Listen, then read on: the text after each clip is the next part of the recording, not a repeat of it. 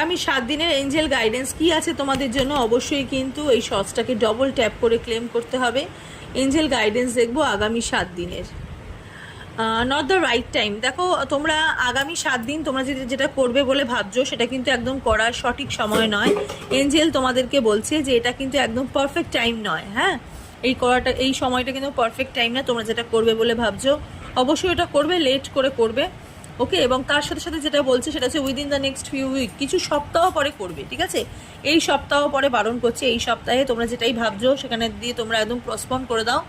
Next উইকে তোমরা কিন্তু কিছু সপ্তাহ পরে তোমরা কিন্তু ওইটাই করতে পারো যেটা তোমরা করবে বলে ভাবছো। সেটা তোমাদের ওয়েডিং হোক বা সেটা তোমাদের ভালো কোনো কাজ হোক, জব হোক, ঠিক আছে, কোথাও ঘুরতে যাওয়া হোক, সেটা একটু পোস্টপোন করতে বলছে ইউনিভার্স। হয়তো ওটাই হয়তো তোমাদের জন্য একটা ব্লেসিং।